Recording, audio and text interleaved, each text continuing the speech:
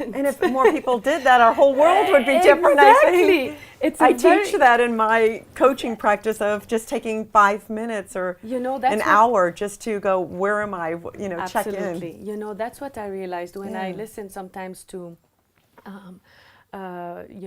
interviews on how to improve yourself and how to do it, because we all seek to always improve ourselves. And I realized that a lot of people experts advise on doing this one thing that we have to do in our religion. And I'm like, oh my God, that's great.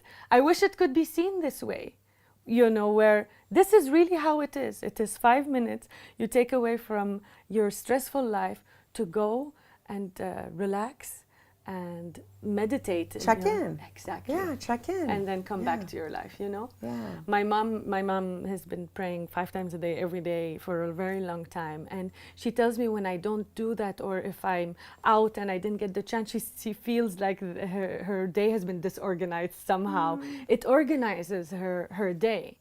And that's what it is, really. It's 5 times where you get to go inside and then re-energize, and then, go on again with life. Oh, thank you for sharing that, because people get so intimidated by that. It's not. It's really not, yeah. Yeah, so what else can you share about life in Los Angeles compared to life in Lebanon or Syria? What's like the daily rituals? How are they different? I know you just shared a little bit about people go out a little bit, but they're cautious over there, but they are living their life the best of their ability. Yes.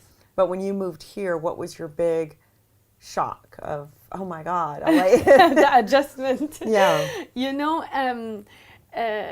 When I was in Syria, the social life over there is, beautiful, or at least to me, the way I like it. Yes. You're always with everybody. All over the Middle East, yeah. So, I'm like, I used to work, so I was always at work with my work colleagues who happened to be my very good friends. And you were doing interior design? Interior design. And then when I went home, my mom was there, but the tradition is we go to my grandmother's every night to see her, check on her, have coffee, have dinner sometimes. And the family, everybody gathers there. So every day I saw my uncles, my cousins, everybody.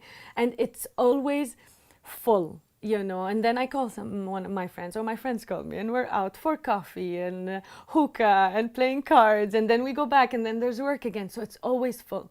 When I came here, the greatest adjustment for me to do was,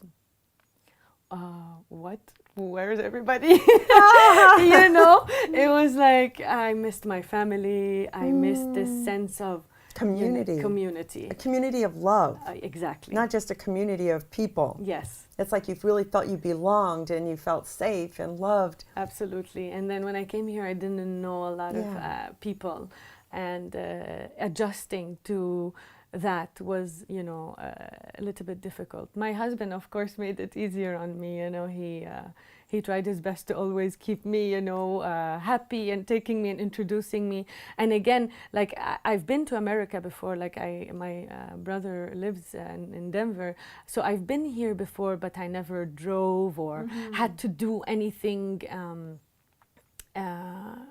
Here, like my brother always took care of everything, so I had to do things for myself. Even going on the freeway the first time was intimidating because our streets are so much smaller, and the freeway here is like 7 lanes. I'm like, oh my God, how do I do that? So that was difficult, adapting to these things.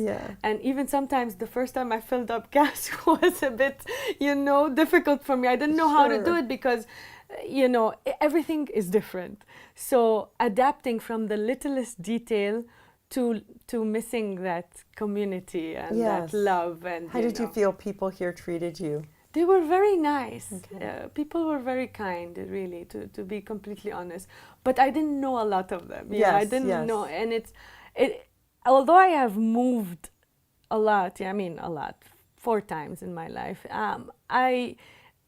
I've learned to adapt. But when I came here, it was a little bit more difficult, I guess, because the first time I moved to Lebanon, it was to school. So I was already surrounded with a lot of people. It was easier. And then when I moved to Damascus, I moved where my family lived anyway. So, it was easier, kind of. When I moved here, the struggle was I had to do it alone, you know. There wasn't any help around me, you know, Right. kind of. So it took some time, but it went fine. I met very nice people, interesting people, like you, for example. And I've created a community, you know, a couple of true friends, you know, that my family spends time with. My children grew up with their children. And, you know, no, it's great. It's been very good.